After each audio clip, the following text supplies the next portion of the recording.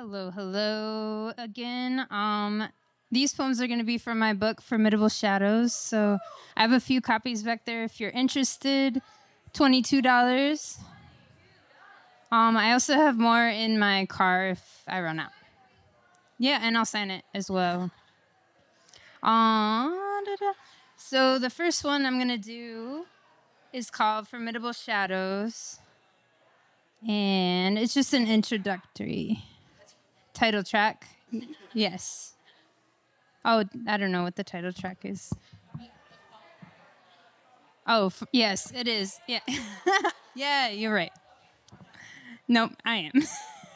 It's okay. Formidable shadows. We talk about the parts of the plant, but hardly mention the shadows.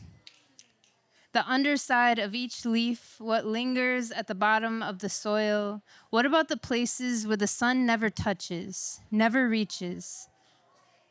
I Googled it one day and learned that the less light received, the less food produced. The plant then kills off parts of itself not receiving enough rays.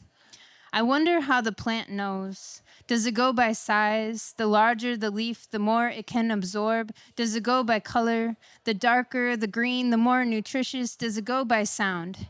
Can it hear the whispers of other leaves in the wind? I wonder about my own shadows. Can I ever see them if the light never reaches? How do I cut off a shadow I cannot see? Do I go by size? Do I go by color? Do I go by sound? For now, I close my eyes and form.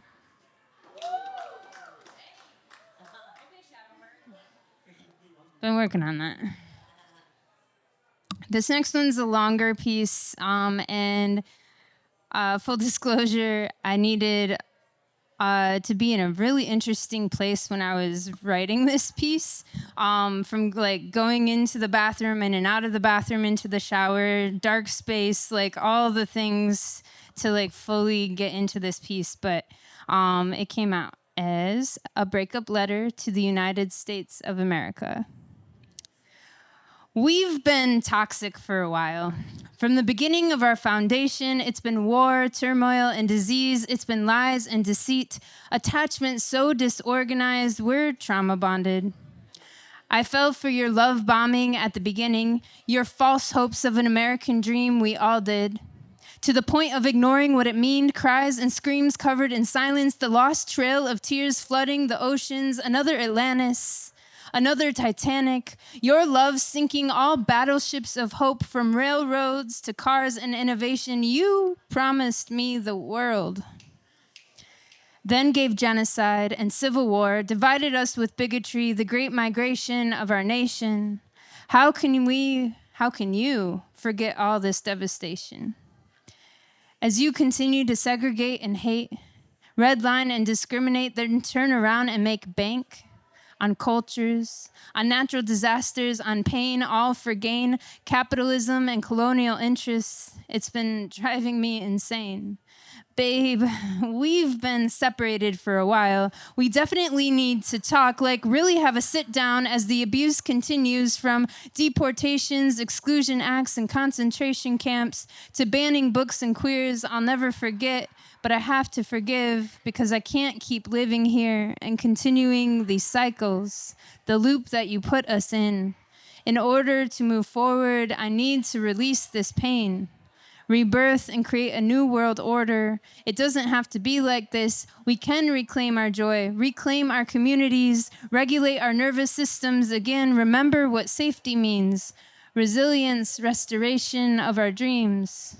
Babe, you seduced me with liberty's torch, but it cast long shadows over stolen land. You penned freedom on paper while shackling bodies to the soil. I see you.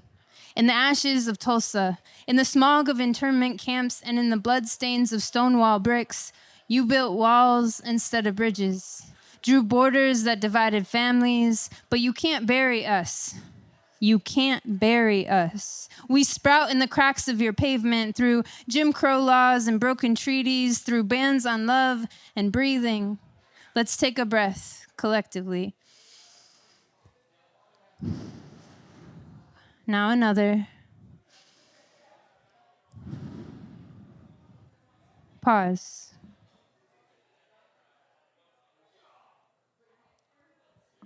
We reclaim. Reclaim Black joy dancing in the streets you redlined. Queer love blooming under the weight of your glares. Latina voices rising above border walls. Asian brilliance building where you burned. Because we are more than your violence. We are the hands that built the railroads, the songs that shaped the freedom rides, the fists that raised those rainbow flags. We survived your asylums, your institutions, your witch hunts, your prisons. We made poetry of pain, painted murals of rebellion. You forgot, but we remembered. The bison returned to the plains. Our roots deeper than your factories. The two-spirit prayers never silenced. Their echoes grow louder in this land. Are you listening? We rise, not in spite of you, but beyond you. Reclaiming joy is the ultimate resistance. Healing is the truest rebellion. I'm calling the ancestors, the freedom fighters, the poets, the dreamers of today. I'm calling community, the circle that can't be broken. We remember and rewrite our history books with truths you tried to erase. Reclaim our stories, our power, turning them into symphonies of resilience. Babe, ex-babe at this point. This isn't a complete goodbye. It's a reimagining, a refusal to live in fear, an uprising, a revolution will make a love worth fighting for without your chains. In the words of MLK, out of the mountain of despair, a stone of hope. Darkness cannot drive out darkness, only light can do that. So babe, my liberation and our liberation, it's non-negotiable, and joy is our birthright. Thank you.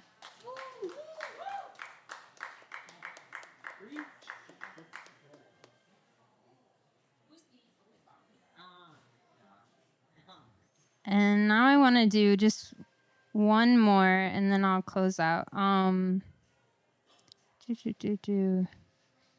short one. Maybe.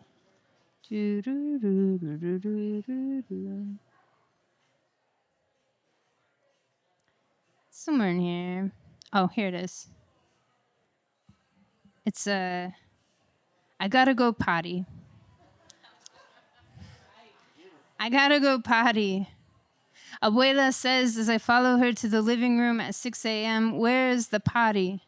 And in her accent, it sounds like a party, like a morning fiesta, and it is. Every time she wakes up and remembers herself, it is.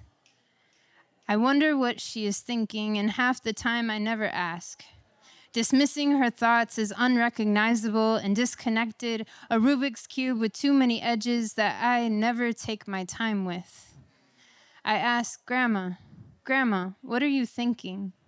Empty stare, vacía. I lean in closer and ask again with a different frequency of the tongue, Abue, ¿qué piensas? The familiar. Not lack of respect, but to let her know she is home, and she's home. The final Rubik's piece locked into place. Mija. I was thinking of the little boy down the corner. They taught him how to grow his nails, mija. At this point, I usually dismiss, wondering what ignorance will escape, but I keep listening. I look at her nails, long and untamed, so he can scratch his face, mija, and just in case he needs them. With a little frown, I can tell she's concerned and frightened. She grew up in the violence like a third language, always searching for her identity. There was a pond, mija. I hope he didn't drown. I look at her nails. She never lets us cut them. She's the little boy. And I frown. Now I see her, can feel each scar. Finally, I understand why her caretaker lets her do anything she wants, even not in her best interest, so she doesn't have to grow her nails any longer, and she can just go potty without drowning or scratching her face.